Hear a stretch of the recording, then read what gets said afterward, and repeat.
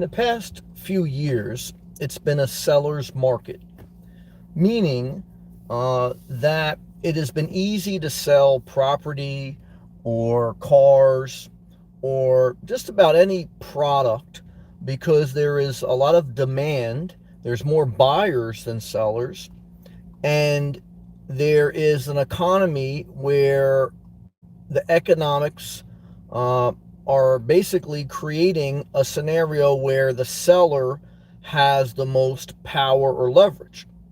When it's a buyer's market, okay, there are more sellers than buyers. Economic conditions are usually depressed, and someone is lucky to find a buyer that's willing to give them something for an asset. So, being that we've been in a seller's market, maybe one of the strongest seller's market in modern history, I'd figured I'd use this live feed and share on this topic because I sold my house 5 years ago now, and I want to ask myself, do I have any seller's remorse? The answer is no, not one bit. There's been times in my life where I've had buyer's remorse. I remember leasing a Range Rover, and almost immediately after I leased it, I said, this was a mistake. Okay. So in life, most people will have buyer's remorse. Very few people will have seller's remorse. Certainly, there's times where people say, I wish I would have held on to that. It's worth more now. But the rule, rather than the exception, most people will suffer from buyer's remorse, not seller's remorse. Good to see you, Christina, on the members chat. Love to you. So why is that? Why is it that even in a seller's market, buyers have remorse?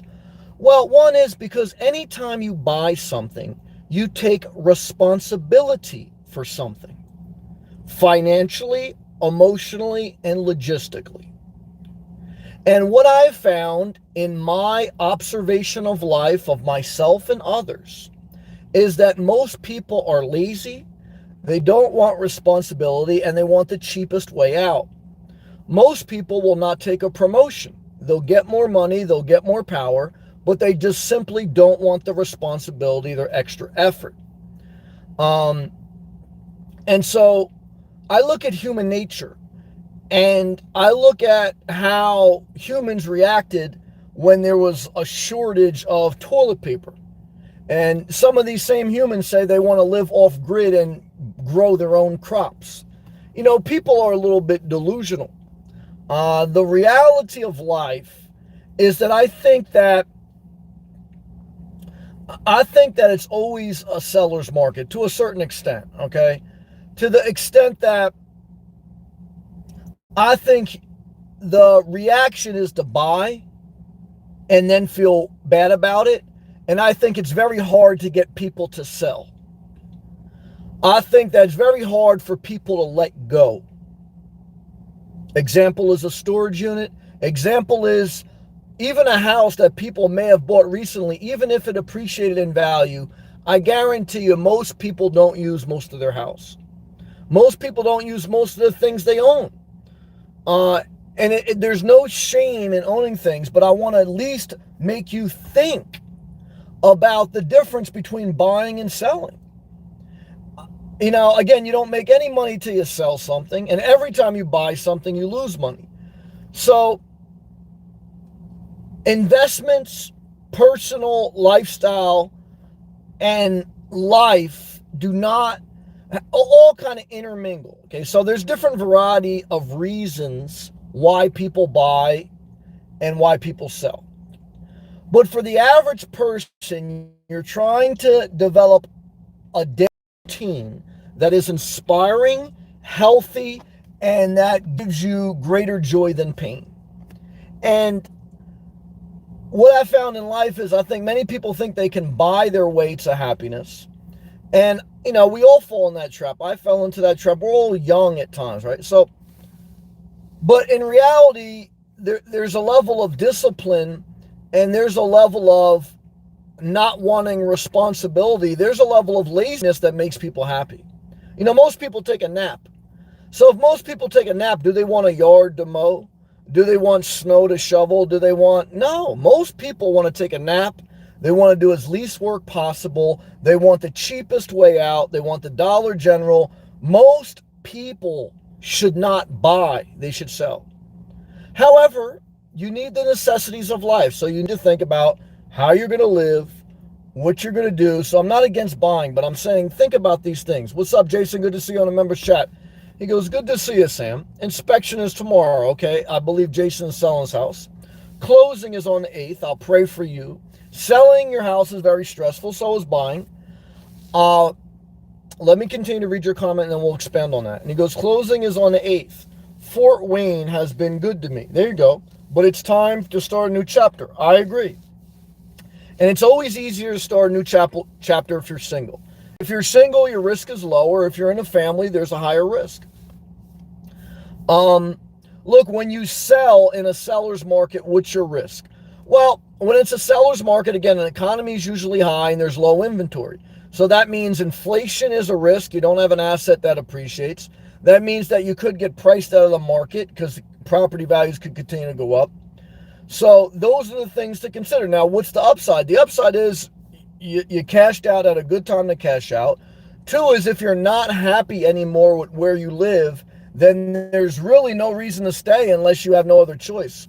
Because if you want to waste your life just based on a Zillow estimate, then, you might as well just forget about any type of inspiring life. Just your life is based solely on watching your house appreciate or depreciate. So it's time to sell when it's no longer healthy in the area you live, or even if the area's been good, you want to live somewhere else, or you want to just go to another chapter. So those are all good reasons to sell, and you won't regret it, in my opinion. I don't have seller's remorse. I still am hesitant to buy because I'm more afraid of buyer's remorse than seller's remorse. When in doubt, don't buy. Twist up. What's up, everyone? Great to see you. Twist up. Love to you, Sam. Love to you also. How's the trip going? The trip is going well. I got a few more videos about the trip. So the worst part of driving from New Jersey to Florida or Florida to New Jersey is the Washington, D.C. area. That's the most crowded.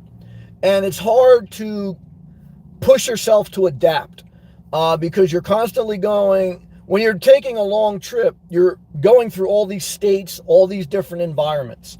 And that means each environment you need to adapt a little bit differently. And that's frustrating. Like some people, they hate their life or they're bored with their life and they want to travel. A vacation is a sign you hate your life. If you need to go on vacation, usually it's that you're not happy with your life. Now, we all need to take a break, so take what I'm saying in a grain of salt, but, Chris Rock had that skit, like for some people, they get taking a different route home from work is exciting. I don't know. To me, that doesn't do it for me. I have to live a life that for me to take a vacation is almost painful. And that's kind of where I'm at. For me to come up north now is almost painful. But what's the positive? The positive that my mother is still alive and I can spend quality time with her.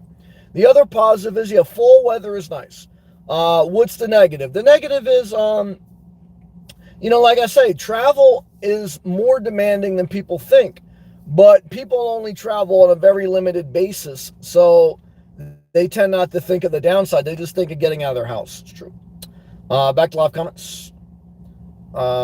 Christina, oh my God, I'm in Fort Wayne too. Uh-oh. Christina, congratulations, Jason. Jason, wow, Christina. 808, question mark. Jason, thank you. I'm blessed. No doubt. Yeah, now as we get close into the winter and the pandemic looks like we're starting to head towards the end more and more, the biggest challenge now with economic conditions is the supply chain, okay? Because there's some poor countries like Vietnam, etc., that they're still struggling with COVID very heavily. Now I know they just talked about America at least sending a lot of vaccines to the poor countries.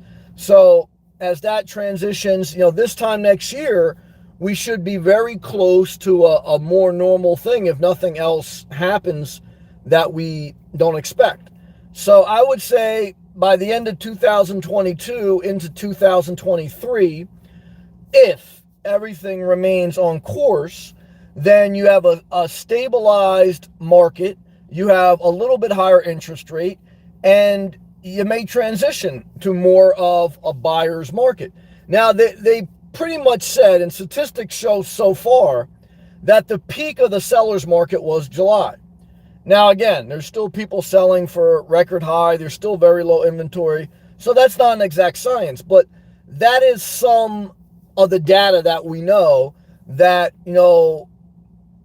for a variety of reasons, right? We know that everyone made the summer of 2001 the revenge year where they were going to go out there and they were going to spend, travel, and buy. People were still in a buying house frenzy because they looked at their house as their everything. And, now as more and more things open up, more and more things are normal, people are back to normal life where they want to spend time outside their house. So I don't know, like I say, a house should not be the only ingredient in your life that determines your quality of life. A house or some type of housing, whether it's an RV, van, or mansion, your house should enhance your life, not make your life. If you depend on your house to make your life, then you're going to be stuck in a cycle of renovations. This year, you're going to get the floors done. Next year, you're going to get the kitchen done. Next year, you're going to get the bathroom done. And to me, that's exhausting. I did that life. Jason, $4.99 super chat. Thank you for all the positive vibes. Well, Jason, you earned it. You did the work. We're celebrating with you. We want to stay positive as best we can. We want to continue to renew our commitment to positivity as best we can. We're still going to address negativity, and we're still going to let the fire of our passion speak when it needs to speak boldly. But we're going to block, change our number, and have boundaries for life for anyone who steals our energy, anyone who plays psychological games, and anyone that we don't vibe with. It's not worth the money. It's not worth the time. It's not worth the drama. When you sell your house, you don't have to be on the hook to a family member, friend, or bank. See, the real threat when you sell is that now you don't need your friend with the pickup. You don't need your father. You don't need anyone. But you better have a plan, because if you fall on your ass, believe me, you're not going to be able to go back to them. But I don't have seller's remorse because to me, when you buy, you're going to depend on more people. Now, if you buy again, it's like getting married again. Now, could you do it? Yeah, you'll be smarter. Hopefully, you'll be more educated. That's how I look at it now. Like, if I do buy again, okay, I'm more experienced. I know what I'm getting into, but it's still an emotional thing. So there's been plenty of home bases that I've looked at that I've almost overextended myself, whether financially or emotionally. There's two parts of buying: finance and emotion.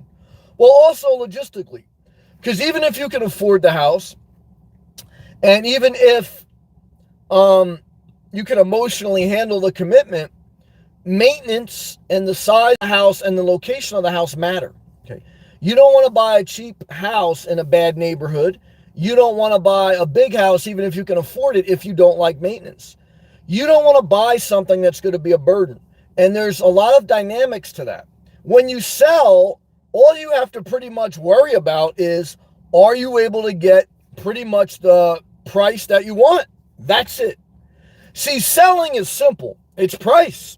Can I get either what I want or what I need to get out of this financially, and then move on with my life? When you buy, there's a lot more consideration. There's price, there's physical location, there's upkeep, there's maintenance, there's liability, there's exit strategy, etc. And so there's a lot more burden on your mind mentally. Oh, Eric, our newest member, Eric Raheem. Love to you, Eric. Forgive me if I said the last name wrong, Eric. Love to you, and and your family, if that's you in the avatar. Shout out to you, Eric. Welcome to the live chat access, brother. Appreciate you, man. Welcome. Yeah, Adam, good to see you too, man. Good evening, Sam. Hope all's well with you today. You too, Adam. I hope you and your family are doing well. Shout out to you. Thank you, Eric. Yeah, shout out to Adam, shout out to Eric, our newest member. Jason, thank you again. Christina, Twister, appreciate everyone out there. Yeah, what I feel in my soul is that when you sell, okay, you separate from a lot of commitment. Okay? You have an opportunity to reset your life.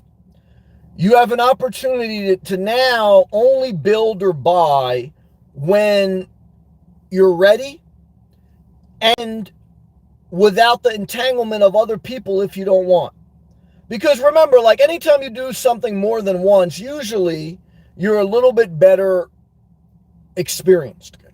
The first time you do anything, guys and girls, you got to go through the learning curve. Okay, so the biggest thing I told myself, and I practice what I preach, is when you do sell, if you can help it, don't buy again immediately. Try to have a buffer period where you kind of like let your emotions cycle, you reflect on life. Because, look, there's always going to be something to buy. And I know the argument now in the seller's market is that inflation's so high, if I don't buy now, I'm never going to be able to buy. And I understand that argument, and and I'm not saying you don't have to think of certain things, but in my experience, okay, if you've planned your sale right, if you have an income, if you live below your means, if you're taking care of yourself, you're not going to be destitute. Okay, you're not going to be abandoned, because your biggest exit strategy, backup plan, is your financial solvency. Meaning that, you have the money, okay, to whether stay in a hotel, rent an Airbnb, rent a regular apartment, or whatever. It's like, remember, again, when you buy a house, you don't make $1 till you sell. You automatically outgo. So when you sell, you get your lump sum of money, and now it's not time to worry about equity appreciation. It's time to worry about life appreciation. And the biggest thing you want to do as you get older is focus more on the enhancement of your daily routine, not, the colors of your sheetrock wall, not the recliner, there's nothing wrong with all those things. And as I get older, I'll put value in them. I may buy a home base again, but I look at life different now because I've been a buyer and I've been a seller. And, there's a lot to be said for that. Eric, took a while to join. Well, I appreciate you joining, but followed you for a bit. Thank you. Much love. Eric, I appreciate that. And it's great to connect with you. And I look forward to connecting more. Twister, welcome, Eric. I appreciate that. Thank you, Twister. Eric, thanks, Twister. Yep. Yeah, there's been a few people that have shared with me over the course of the past several months that they have been a seller. I've had a member or two that have been a buyer. I've been in the buyer's market. So again, I've been on both sides of this fence, the buyer and the seller. And again, to me, when you're buying without pressure, you don't need to rush. Okay. And when you have something in your life that you don't use, it is time to sell. Or, it's like, for me, there's always a calculation of your emotions, your finances, and your mental well-being. And the more you have, the more your resources in one way or another go to certain things. Okay? You have to think of it, you have to plan for it, you have to do for it. Again, when you buy, you're responsible. When you sell, you relieve yourself of responsibility. And so, me personally, I felt better the day I sold my house than the day I bought my house. Why? Because it was the relief of pressure. The first time in my adult life, I didn't have the pressure to take care of something. Now, I want to be fair. When I bought my house, as stressful as it was good for having it for 15 years, okay, for being anchored in a community, to take time to build myself, grow as a person, have social things at my house.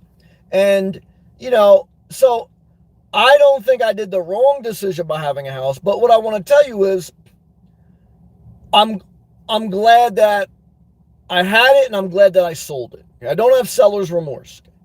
And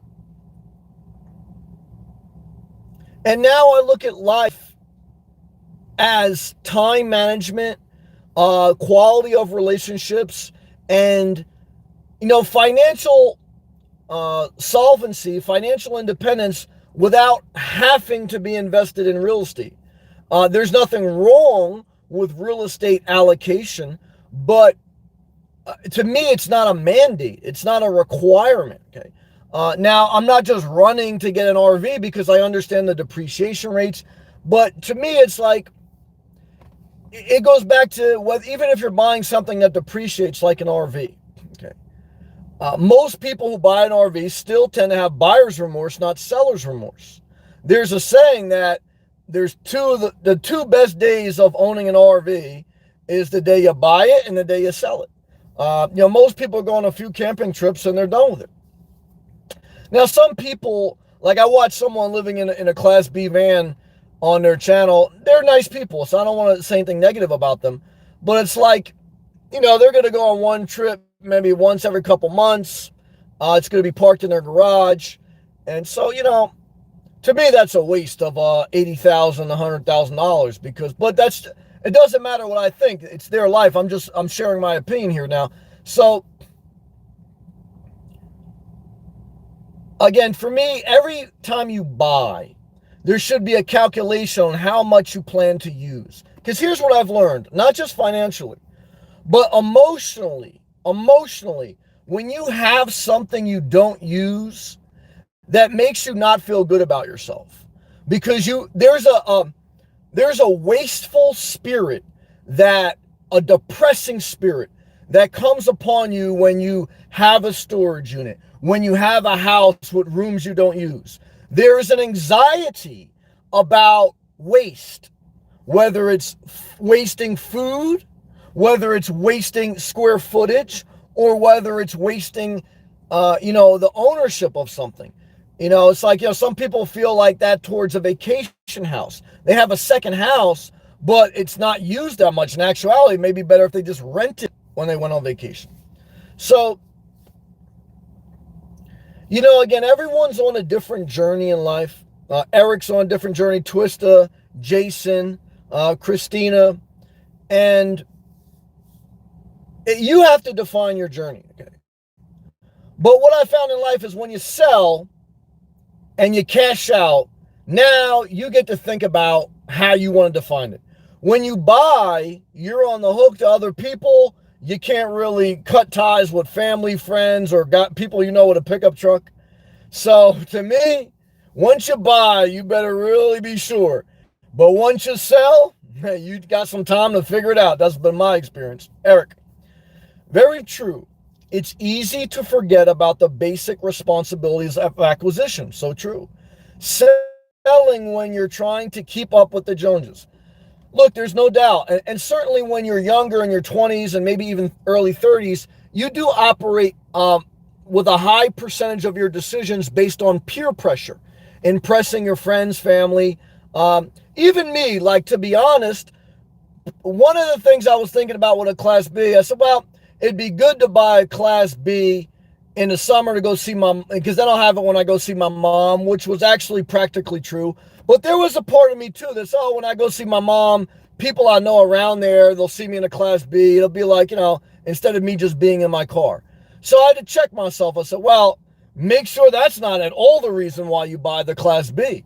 So, there's always going to be something in our minds that, and it's not wrong, it's human, but I want us to always check ourselves. Like, am I buying it just so my mom's friends or this person, they see me with this thing, rather than feeling embarrassed about being in my car?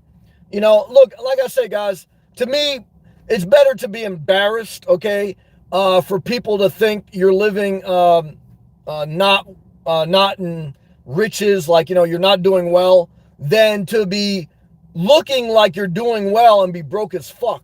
Okay, because I know plenty of people, guys, they got they got a lot of new shit. Okay, and the economy's booming and it's a seller's market, but they broke as fuck. Okay, so don't be fooled. Don't be fooled. That's true. Cartoon Mark, what's up, brother? Shout out to upstate New York. Cartoon Mark, I love you because me and you both know there's negative in life. We've seen the demons. But what I also love about you, which I'm focusing on myself, we're going to pull ourselves back when we get too negative. We're going to stay positive. We're going to eliminate relationships that have drama, psychological games, or negative tones. And we as adults get to determine that. We don't have to be friends with people, and we don't have to have people like us. But we want, to have more positivity in our life than negativity. And we get to decide that, not someone else. We get to decide as adults when we buy or sell, and we get to decide if someone stays in our life or if they don't. Cartoon Mark, I want to sell so bad and get a small studio apartment. That sounds good to me. But my living situation is complicated. Yeah, when you're living with someone else and you got children involved, it definitely is. But I believe, Cartoon Mark, and I know that you've worked hard your entire life, and I see you developing your passion. I see you downsizing. So you say to yourself, or you would say to me, Inspirational Nomad, I want to sell, but my situation, I can't. Well, I would tell you, sell everything that you can, Get rid of everything that you can. Because it's my belief that what people own, 80% of what they own, they don't use. So that means even if you couldn't sell your house right now, you could get rid of 80% of everything you own. And it will create a current, a wave in your life that will either force people to get on that wave or get smashed by the wave and get out of your life. It's true, guys. Look, when you sell, it's going to separate some relationships. And I'm not saying it's going to be right or wrong. You have to determine that. I'll never, but I want to say this, guys. Just like it is a relief to sell your house, it's a relief to get rid of a controlling person in your life, whether they're a controlling father or OCD relative or whatever. Because it's like, look, you get love for everyone, and you appreciate that people have done good things for you. But at a certain point in life, guys, I don't want to have to check in with people in my inner circle to let them know about every decision I'm making, everything I'm doing. I'm not a child. So I'm an adult.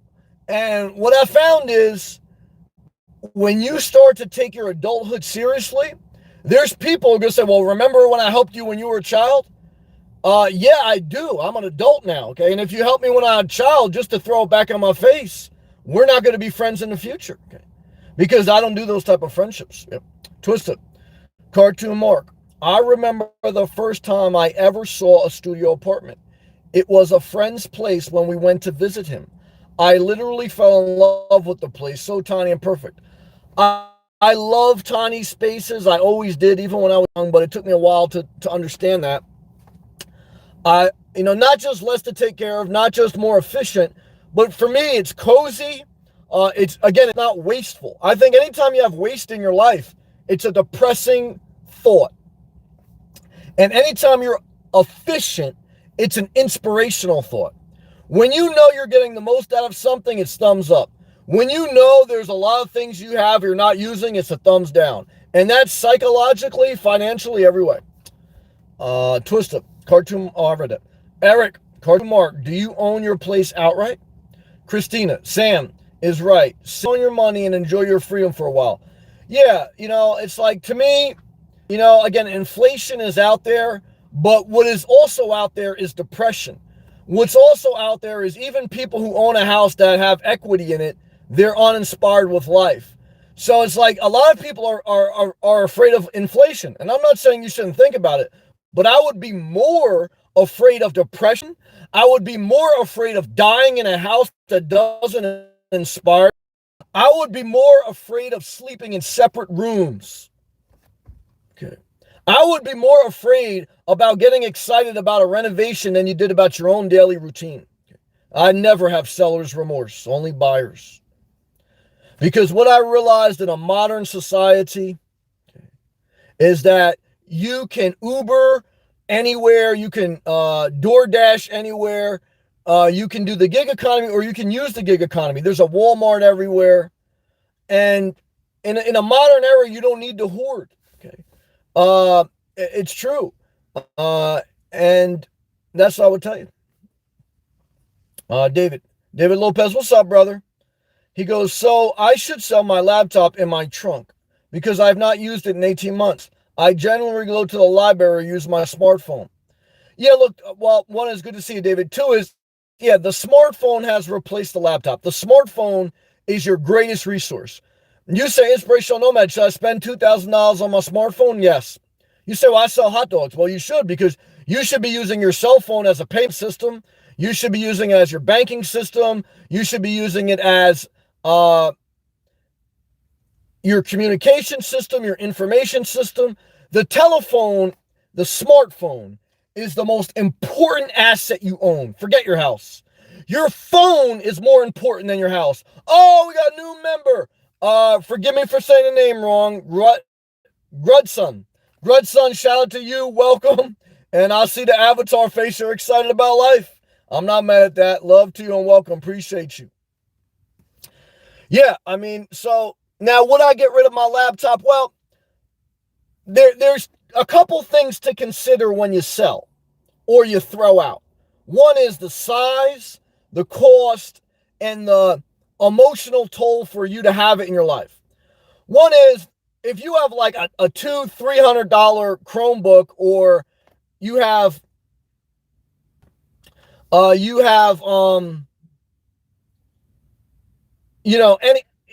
if you have an expensive laptop, okay, it takes up very little space. And unless you're desperate for money, you're not going to make a significant amount off it. So I would keep the laptop, just for the simple fact that technology is the ultimate enabler, especially for a small business owner. So there are sometimes things that are a little bit better to do on a laptop, do everything on your phone.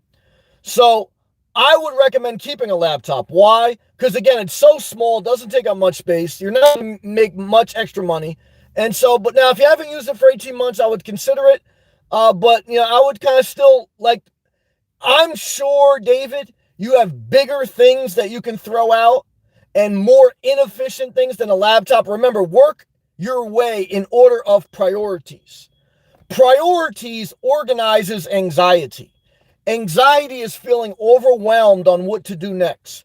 Priorities are putting things in order based on their importance. That's very important. And so, Grudson, I see that, yeah, you say you were taking a crap in that. Now, if you're trolling, Grudson, or if you're one of these people who now that I've blocked you and you're going to come back with a fake profile and cause trouble, I'll let you know you'll be eliminated quick, okay? Because I'll let you know that I'm creating boundaries in my life for healthy, positive relationships. No problem with jokes, okay? But I have a sensitivity in the spirit, okay? And so, look, you're just going to waste your time and your money if you're doing that. I appreciate the $4.99 super chat. Let's see what you got to say. Recovering from surgery, just found your channel. Great work on your messages, videos. They are, buddy. Well, I appreciate that, Grudson. I appreciate that very much. That's very gracious of you. Thank you. And like I said, I'm just communicating off the door because I don't want to manipulate you. And I don't want to have unhealthy relationships. I have tremendous gratitude for your gracious appreciation. But like I say, one thing that I'm at a point in my life. Thank you. Well, thank you, Grudson. I appreciate you sharing. And what I want to share with you guys and girls, to be honest and to have value, is that when you sell and when you're in this state of simplicity, you have more options. So you don't have to do things solely for money. Okay. And that means you don't have to have relationships solely because you need to split the rent or solely because you owe someone. And so that's a freedom. And I'm not saying you use that freedom to be reckless. I don't want to be reckless. I just want to be in a healthy place emotionally, which I don't think most people are, financially and mentally, as best I can. Thank you, Grudson. That was very nice of you. I pray that you recover from whatever surgery you went through. I know we got Christina in here who went through a bad car accident. We have D, who is still healing from a broken leg. So love and empathy to you, Grutson, and all those healing. I pray for you, and I pray that as you heal, what's the valuable thing about going through a physical problem? Even though I don't wish physical problems on people. When you go through physical pain, the value is it's a reset on life. Like, what's important to me? What's my priority? And what you're going to find is a lot of things you worried about before you got sick, they don't matter anymore. So that's the value. So love to you. Oh, I got Andy G. I haven't seen him in a while. Andy G joined the live chat. Thank you, Andy G. Man, Andy, yeah, I saw your comment today on one of my videos, man. Andy was a longtime viewer, man. Way back, like 4 years ago in the beginning of my channel. Good to see you, man. Thank you. Yeah, I believe you were from Atlanta, right? Or Georgia, if I remember correctly. So it's good to have you here, man. Good to have you back. You've been watching for a long time. So thank you, Andy. Thank you, Grutson. Thank you, Eric. Let's go back to live comments. Eric, completely agree. Fishing and traveling was all that I lived for. Of course, I miss the life a lot, but my priorities changed. There you go. I wanted to do the family thing. There's nothing wrong with that. I love it. Being a dad is a trip. Well, now, shout out to you. Again, I mean, I see your avatar with your family, and that's your priority now. There's nothing wrong with that. In my experience, most people, a family is very difficult, but I do know a couple people that family life is for them. And that's their priority. That's their passion. Now, I want to be honest with you. Even the people I know that their family life is challenging, most of them do not want to be single, alone 99% of the time. Most people are social. Most people want someone in their life. That's who they are. So I respect that. I understand that. I understand human nature is most people don't want responsibility, but most people want interconnection. Like I say, guys, if you're totally lost in life, if you have the ability to just listen to other people, okay, and they want to, you're going to make a killing in life because, that's what, most people just want to talk about their stuff. So, me, I don't know, it's like, as I get older, I like this platform. It's a controlled platform for interaction. I like spending time with my mom. I like flirting with girls, when I see them, in Starbucks or a gym. But, the minute I start to think about a family, for me, it's like, I just, everyone is different. I'm not built for it. I know long term, I would eventually want to sell it. And you can't sell a family. So one thing I want to communicate that I've learned, you're never going to have everything. Okay? Because we all have different gifts and different pros and cons, strengths and weaknesses. So your best life is knowing yourself and then playing to your strengths and what you're good at and mitigating what you're not good at. That's true. Twista, welcome, Grutson. I agree. Thank you, Twista, for being positive. Adam, I got to take tomorrow off work to try to see if I can get my parents some health care. And I have to go half hour away to see my son for his birthday. So I got to work Saturday. Yeah, well, that's a lot, brother, but you're taking the right steps. At least you're trying to do something different to see if you can get in the situation with taking care of your parents with dementia, and you're prioritizing your time with your son. And I know Sundays are usually your bushcraft day. So just keep trying to take steps towards what will work for you. Good job, man. Cartoon Mark. I owe about $65K. It's worth about 130. Well, there you go. At least you got positive equity. That's good. Sick of spending my weekend in Home Depot. I understand that. And paying my handyman. I understand that also. Oh, it's a duplex. We live on the first floor, tenant on the second. I'm done being a landlord. While I empathize completely with that, Mark, me and you have a very similar personality when it comes to what you just expressed. So, but like I said, one thing about you, Cartoon Mark, is I watch your videos, I watch your mindset. You are smart. You're willing to do what you have to do in life. And, like I said, even though you've seen the demons, you also have the touch of God in your soul. You know what I mean? It's like, so I know you're going to be all right. I have belief that everything's going to work out for you, man. Thank you again, Grudson, and we pray for your healing and your recovery. And thank you for being a positive person. Thank you for that. It's very gracious super chat. Thank you so much, man. Eric, your videos in Florida brought back memories for me, Sam. Florida's an awesome state, man. I mean, to me, there's, it's all personal preference, but to me, Florida, if it's not the greatest, it's the top 3 greatest states in the United States of America. Because, I mean, it's the most visited state in America. Most people want to relocate there. There's no state income tax. There's great all year round weather. For some people, it's too hot in the summer. I get that. But to me, it's a lot of wins. So Eric goes, your visit of Florida brought back memories for me, Sam. I was working as a fishing guide all over the state there. Big state for fishing. It was incredibly fun, no doubt. I mean, look, Florida is a fun state. It's a sexy state. It's an outdoor activity state.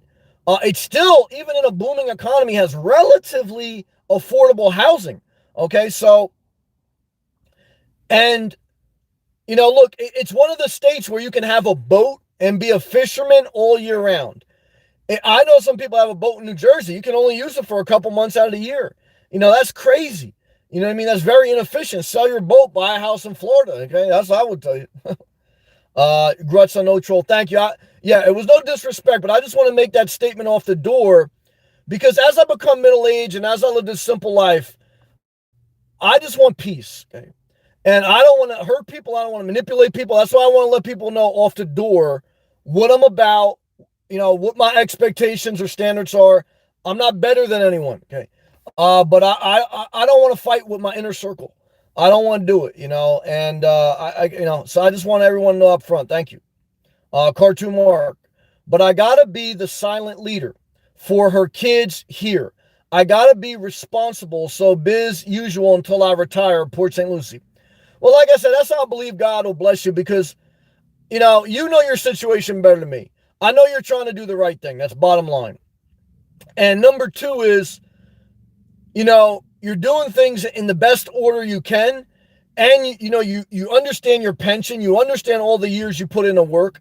So, I believe that you're doing everything you can to try to get where you need to be. So when you do that, it's been my experience that things will fall in place and you'll get some favor. So Cartoon Mark, I look forward to something special happening to you because you're doing everything as responsibly as best you can. And I appreciate that about you. Eric, very generous. Yeah, I agree. Thank you, Eric. Thank you, Grutson. That was generous. Grutson, hand pump emoji. Andy G's back in the building. Thank you again, Andy G. Hey, man. Yeah, thank you for being a long-time watcher. Thank you for everyone who's been a long-time viewer of the channel. Even at 26,000 subs now, even last week, I thought about shutting my channel down. Like I say, the thought doesn't last as long as it once did because I've grown it to where it's at. It's very tough to walk in. But I want to share that with you so that for those YouTube creators out there or for anyone out there doing something that they have a passion for in life or they want to do in life, whether it's a side hustle or whatever, there's still always going to be some pain, okay? So, you got to just remember that. It's like you're not going to get something for nothing. I don't care if you're a buyer or a seller. Everything comes with some level of pain and sacrifice. Okay? If you're buying something, you're sacrificing something, whether it's your money or your commitment level. If you're selling something, you're sacrificing something. Maybe a safety net, maybe an asset, whatever. You don't get something for nothing. Everything has a trade-off. And so you always have to evaluate it. Is what I'm trading off worth it? Now, sometimes you can adjust it.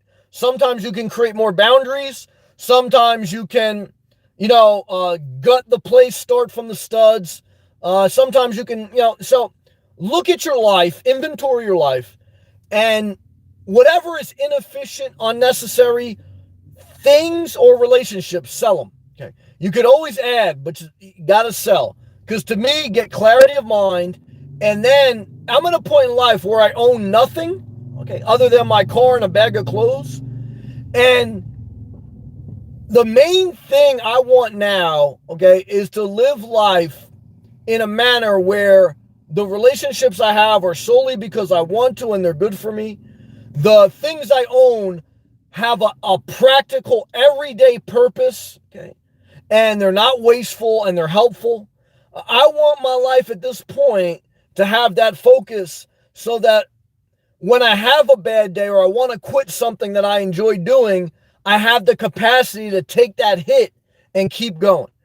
But when you have all this extra stuff, you can't go through that pain and keep going. You got to give up. Okay, so Twister says, welcome, Andy. Andy, glad to reconnect with you. It's great to connect with you, man. Keep pushing forward. A shout out to you and your kids. I know you were visiting your kid, and I know you were, again, I believe from Georgia. And like we all go through, you go through the ups and downs, mentally, emotionally, etc. But like we all go through that. But we all try, hopefully, those who want to try to get better as best they can within their ability. Keep pushing forward. Eric, more power to you, bud. It's all about knowing what makes you happy. I agree. This is part of your journey of life. You discover what makes you inspired. No matter the scenario, a lot of folks are cursed with not even knowing themselves. I totally agree. And that's why, like, guys, I talk to people I know, like Eric, that have families. And I don't, most of them, I don't tell, oh, go sell your wife, go to, now a couple of them, I say, look, I don't know, but, I know a couple, okay, that they love their wife, they love their husband, and they're happy. So I say, God, enjoy your life. We just talk about life. We don't talk about like, but there's a couple that I talk to. They're like, well, most of them I talk to, they're not happy. That's true. I'm not gonna lie. Most people I know that are in a relationship, not happy. But there's some exceptions. So, and most people would not be happy single. So, Andy, top 3, question mark. What's your other 2 choices, Sam? What I miss? Top 3 of what? That question didn't come up in my live feed. Andy, can you ask that again? I'm sorry, I didn't see it. Guys and girls, if you ever see me read a comment and for some reason I skipped yours or I didn't get it, please retype it. No disrespect. Oh, best states. So my top 3 best states. Number 1 is Florida. Number 2 is California. Number 3. That's a good question. What's number 3, Sam?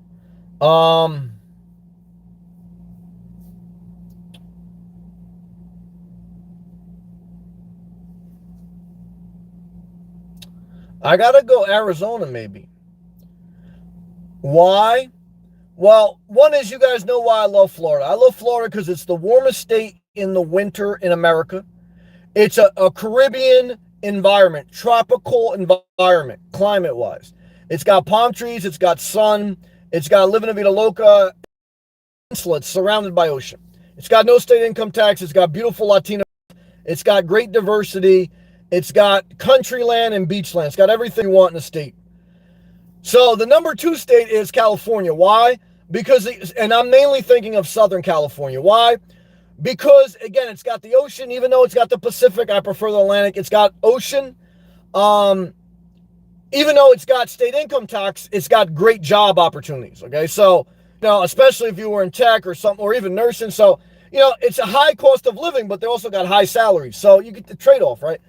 So a lot of people now are veering away from that because you can work from anywhere. So that may be, but if I had to choose a state, second one, it's California, because it's still got warm weather, especially Southern Cal. It's still got a beach. It's still got some palm trees, and it still has good economics and diversity. Number 3, I know Christina mentioned Texas. I thought of Texas. Well, number 3, when I was thinking number 3, I was like, man, let me think of every state. In my mind, I eliminate all northern states because I hate the winter. Now, again, there's parts of New Jersey I like, especially in the fall, but I hate the winter. So, being that I hate the winter so much, I eliminate every state in the northern hemisphere. Now, I don't want to live in the deep south, though. I want to be honest. And that's why I eliminated Texas. Even though Texas has diversity, I don't, now I haven't been there to comment. I haven't been to Arizona either. So, but from everything that I've seen online, the mindset, the vibe, not my vibe, not my energy. Okay. So, I would probably choose Arizona. And even Arizona, it'd be questionable because it's a desert, but to me, it's close enough to California to get to ocean if I really needed to. It's got great sun. I think it's got the most sun exposure in the country, even more than Florida. And it's interesting why they don't call that the Sunshine State. So, and it's got the different, you can go, there's a mountain there if you want it. There's flatland, there's desert. So, it's just like out of my choices, I would say Arizona. But I would tend to lean, me personally, South Florida or Southern Cal if I had to choose. And then I'm not mad at any state. I'm not mad at Texas. But if I had to choose, it'd probably be Arizona third. Those are my thoughts. Good question. That was an interesting question. Made me think. Back to the live comments. Grutson. I live in Jacksonville, Florida. Jacksonville, Florida. I was just there. Someone asked me, like, he goes, let me read it. He goes, your Jackson View video got me into your other videos. Well, thank you, Grutson. Thank you. Yeah, one area of Jacksonville that was very nice is it had a Southern Baptist Hospital. And there was a Starbucks right next to it. There was a Planet Fitness next to it. That suburb outside Jacksonville was extremely nice. I don't know if you were by that hospital. That hospital is very nice. That area is very nice. Like, inner city of Jacksonville, definitely thumbs down. But Jacksonville still has overall good economics as far as big companies. And some of the suburbs are very high end. And I've been to Jacksonville Beach. I've been to St. Augustine. So, if you navigate around Jacksonville, there are some areas that are very pristine. Grutson said, have my surgery at that hospital. That hospital's on fire. Grutson, I almost fell in love with a couple of nurses that go to that Starbucks right next to that hospital. And I don't know what's going on in that hospital. But I'll tell you this. I know what's going on in that Starbucks. I said, oh my God. I said, I may move to Jacksonville. But that's a good area. Great diversity. That hospital seemed top notch. So thumbs up to you, Grutson. Yeah, thumbs up to that hospital. Yeah, that's interesting. I've visited that area before. I'm gonna check that area out again. Back to these live comments. Eric says, none taken at all. Thank you, Eric, for understanding. Thank you for vibing. See, that's the type of people I want to be around. You get me, I get you. Nothing's out of disrespect. I'm not competing with anyone. I'm not playing games with anyone. That's the type of relationships I want in my life. I don't care if I have 37 people in here. I don't care if you say inspirational nomad. You could have 3,700 if you just talk to everyone. Guys and girls, I sold everything so I don't have to deal with everyone. And if you don't get nothing out of this live feed, I hope you get that, because that's the value of this live feed, okay? Christina, Sam, what do you, this was the same question, but this was a good question. What do you think are the 3 best states to move to? Yeah, I think I just shared it. That's a good question. Now, again, with the ability to work remote now, whether you are an IT project manager, whether you're a traveling nurse, whether maybe you work the gig economy, to me, the best part about the pandemic was there's a lot more remote opportunities. Now, not everyone can work remote, but, to me, if you can work remote, take a trip, filter, right? This is what I always tell you guys. Like, if you were on an online dating service, I dated a little bit on Match.com. I don't think that's a popular one anymore. But when I was on Match.com and I was into my Asian girls, I filtered half of the girls in my area because I want Asian girls between this age and that age. Okay. So you should do the same thing when it comes to where do you want to live. Like, there's 50 states in America. Okay. Filter what you know you don't want. Like, filter, if you know you don't never want to experience the winter, don't even visit the northern states, okay? And, then you just focus on the southern states. And if you don't want to live in the deep south, filter out Alabama, Mississippi, whatever, focus on the areas you want. And before you know it, out of 50 states, guys, there's probably only 3 or 4 you actually are considering. Okay? Because, like most things in life, they're a waste, okay? Like, you have 24 hours in a day, but most people sleep 6-8 hours and they take a nap. So right there, that's, anywhere between 6 to 10 hours a day are sleeping. Okay, so then you got 14 hours. Out of the 14 hours, 4 of them are probably eating, showering, etc. Then you got work, another 8 hours. Okay, so you're only left with a couple hours out of the day that you're actually doing what you really need to be doing or want to be doing. So, I'm up here visiting my mom. I'm spending 2 hours a day quality time with her. Okay. And is that enough? Yeah, that's enough. So, Cartoon Mark 100, thank you. Back to these live comments. Good questions tonight. Good vibes tonight. Good energy. I like that. Let's stay positive. Andy, you have always given great advice, man. Well, I appreciate that, Andy. I don't take that for granted, man. I appreciate that compliment. Thank you, man. Thank you. Yeah, thank you for being with me a long time, man. Twister, yeah, congrats on 26K. Well, I'm very grateful. I worked hard to build my channel. I upload a video every day. I go live every day, and I engage. And my biggest videos, again, are tutorials. They're reviews on areas. But consistency and then you get a little bit lucky. And then, but I still felt like quitting last week. So you have to also have that mental tenacity. It's all those things. And I'm very grateful, Twister. Thank you. Annie G. From Jersey, Sam. My kids are in Georgia. Okay, I knew something with Georgia. Yeah, shout out to you then. Well, shout out to Jersey. Again, I'm still glad I was brought up in New Jersey. Why? Overall, depending on your area, of course, there's good diversity. There's good school systems. There's good economic opportunities. And, yeah, I'm glad I experienced that. If I grew up in Florida, especially in my time era, the 80s and the 90s, I probably would not have as great a career. I probably would have not went to as good as schools, okay? And I wouldn't have a diverse as friends.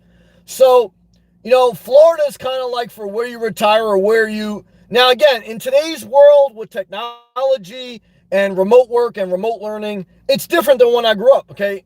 So, but when I grew up, it's like you really had to be in a state that made money or that had good economics because, if you were brought up in some of these states that you retire in, you wouldn't have had the money to retire.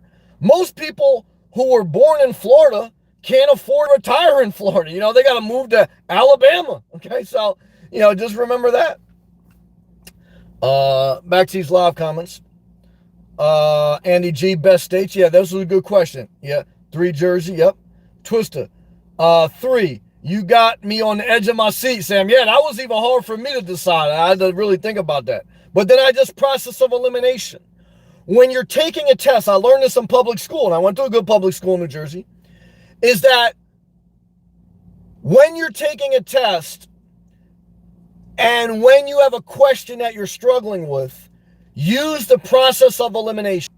Out of 4 potential answers, A, B, C, and D, 1 does not fit at all. Alaska. Now, I love Alaska. That's ESP. But for me, guys, we could take Alaska off the table. Now I got 49 states. Well, and then, I'm going to eliminate the whole northern part of America because I don't like winter. So before you know it, any hard question, you can eliminate down to a couple options based on process of elimination.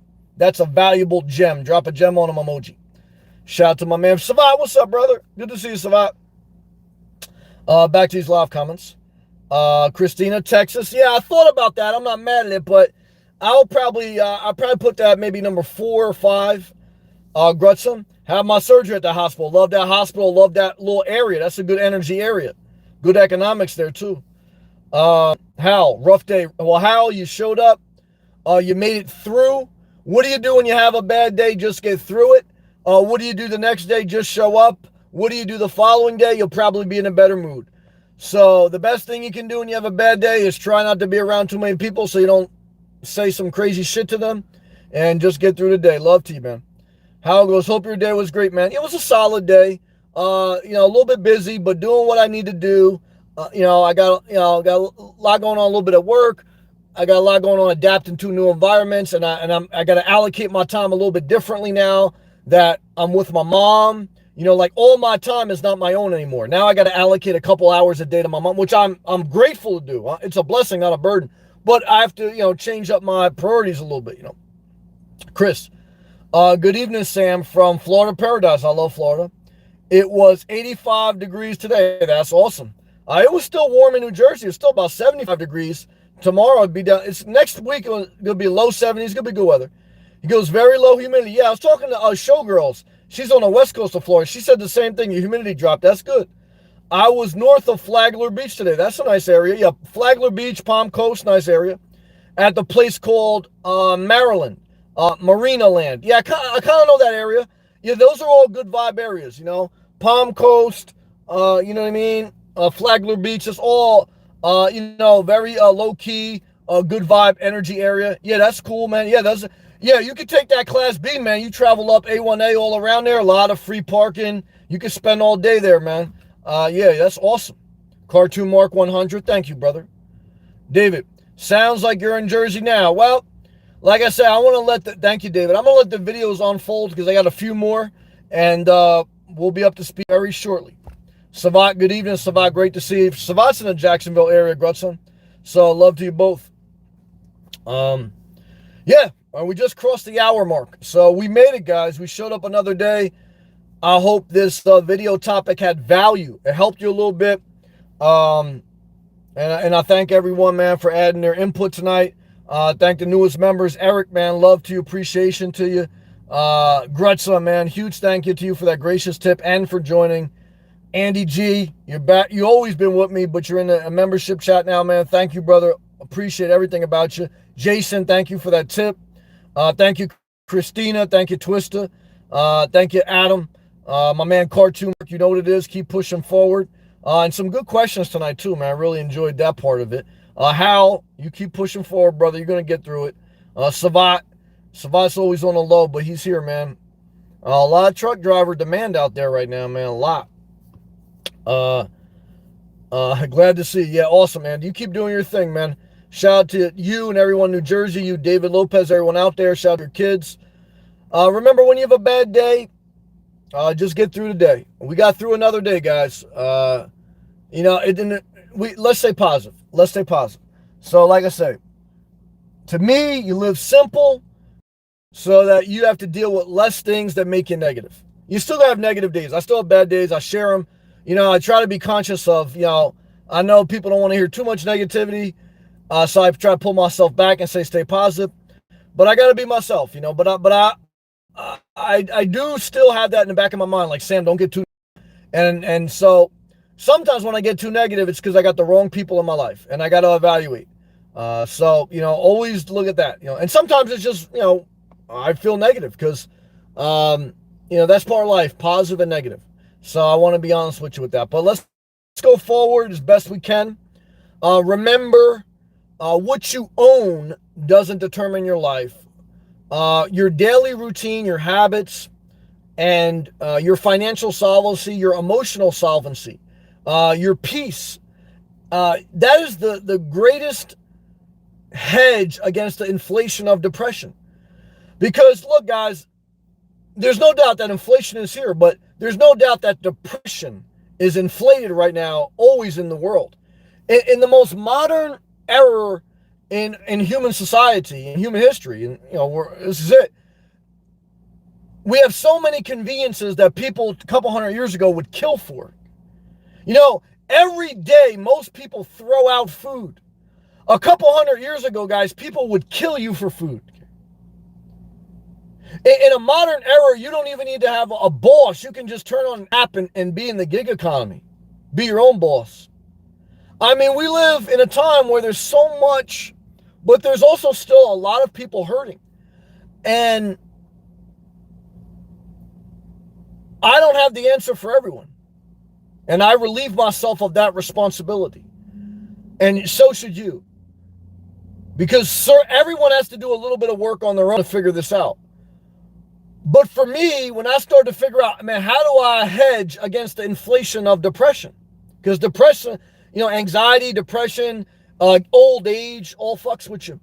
And I said, well, if I could free up time, if I could free up resources, I could do more of what I want. I can visit my mom more of what I want. I can move easily. I can go after creative ventures easily. I don't have seller's remorse because I made my life, for me, easier, better for this season. Now, my next season may be different, but every you know, your life, you have to live the seasons, okay, and try to learn from previous ones, okay, and that's the message, okay. Thank you again, everyone. Very gracious. I appreciate all the love and support. Don't take it for granted. Thank you.